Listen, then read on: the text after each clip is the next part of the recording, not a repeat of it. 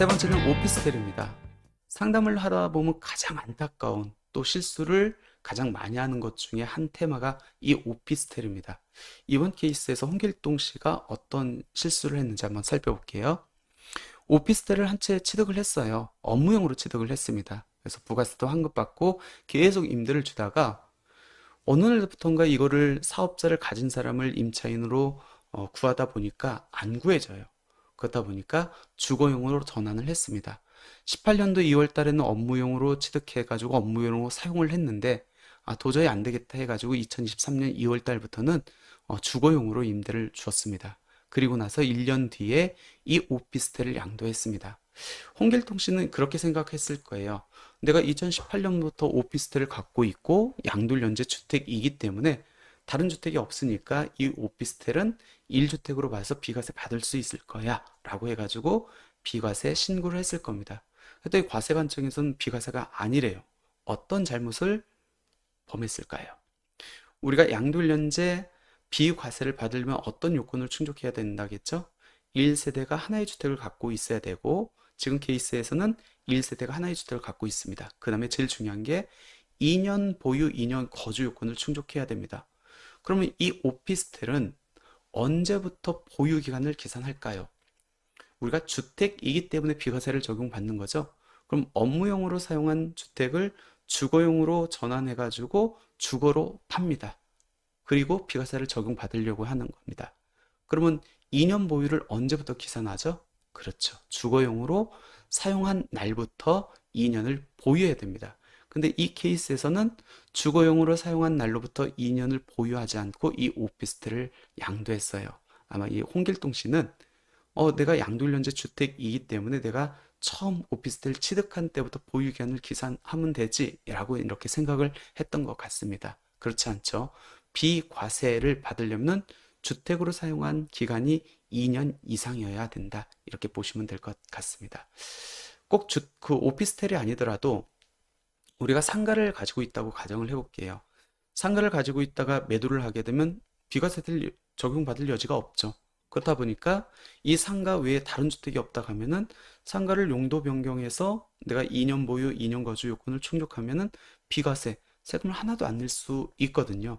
이때도 주택이 아닌 건물을 주거용으로 사용한 경우에는 언제부터 사실상 주거용으로 사용한 날, 즉 주택으로 용도 변경한 날로부터 주택 보유 기간을 계산해야 된다. 이때부터 2년 보유, 2년 거주 요건을 충족해야 된다라는 겁니다.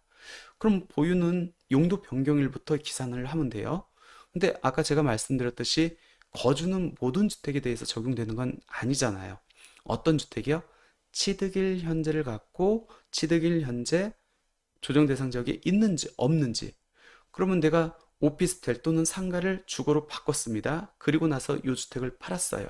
그러면은 이 주택이 거주 요건이 있는지 없는지는 언제를 봐야 되죠?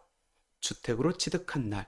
이렇게 용도 변경한 경우에는 용도 변경일, 그 날에 그 지역이 그 주택으로 전환한 그 지역이 조정 대상 지역인지 아닌지를 봐야겠죠.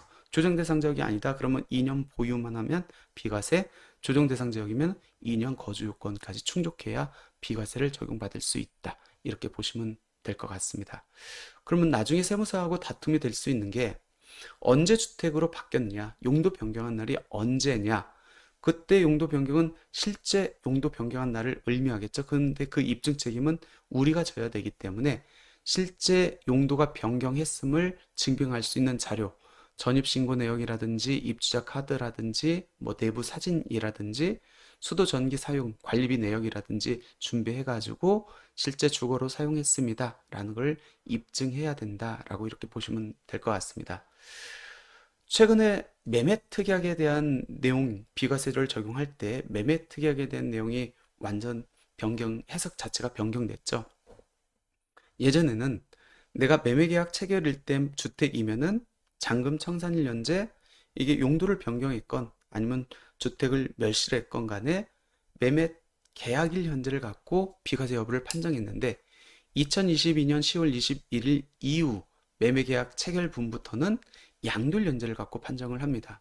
따라서 수도권에 있는, 특히 서울에 있는 다가구 주택들을 보통 시행사들이 많이 사가지고 멸실을 하고 신축을 한 다음에 분양을 많이 하거든요. 근데 이 시행사들이 보통은 법인입니다. 근데 법인이 주택을 사면 어떤 페널티가 있죠? 취득세가 소재지에 불문하고 주택수에 불문하고 12% 굉장히 높은 취득세가 적용됩니다. 그것보다도 더 문제는 뭐죠? 법인 입장에서 PF 대출이 안 나와요. 주택으로 취득을 하면. 그러니까 항상 매도자한테 계약일 현재는 주택이지만 나 잔금 치를 때 이런 문제들 때문에 용도 변경해줘. 아니면 주택 멸실해줘. 이렇게 요청을 했는데 그렇게 되면 지금 현재는 매도자 입장에서는 비과세를 적용 못 받는다. 매도자 입장에서는 무조건 잔금 청산일까지 끌고 가야 된다.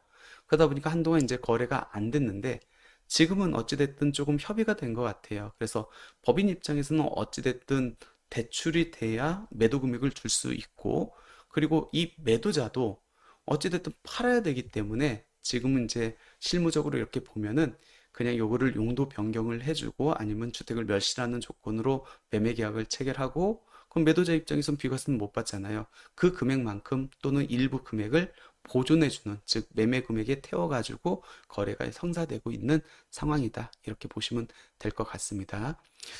그럼 이런 경우는 어떨까요? 내가 주택을 한 채 갖고 있어요. 오피스텔을 갖고 있었습니다. 그 오피스텔이 업무용이었어요. 근데 업무용으로 가지고 있다 보니까 사업자를 가진 임차인을 구하기가 너무 힘듭니다. 그래서 요거를 주거로 변경합니다. 그럼 나는 주택 한 채를 갖고 있는 상태에서 오피스텔을 주거로 바뀌었으니까 이때 주택을 취득한 결과가 되겠네요. 그러면 종전주택하고 이번에 용도 변경을 한 오피스텔 주거용으로 그 주택하고 일시적 2주택 비과세 특례를 적용받을 수 있을까요? 가능하다. 대신에 요건이 있겠죠? 종전주택 취득일로부터 1년이 경과된 후에 용도 변경을 해야 되는 거고, 용도 변경일로부터 몇 년 내? 3년 안에 종전주택을 처분하면은 우리가 첫 번째 봤던 케이스처럼 1세대 2주택 비과세 특례를 적용받을 수 있다라는 겁니다. 물론 양도하는 주택은 2년 보유, 2년 거주 요건을 충족한다는 전제 조건이죠. 그리고 아까 말씀드렸듯이 오피스텔 또는 상가를 용도 변경해서 다른 주택이 없는 상태에서 비과세를 적용받으려면은 그 용도 변경일로부터 2년 보유해야 되는 거고, 용도 변경일 현재 조정 대상 지역이면은 거주 요건까지 충족해야 된다. 용도 변경일을 주택 취득일로 보기 때문에 그때 당시에 조정 대상 지역 인지 여부에 따라서 2년 거주 요건 적용 여부를 판단하면 된다. 거기까지 이해해 두시면 좋을 것 같습니다.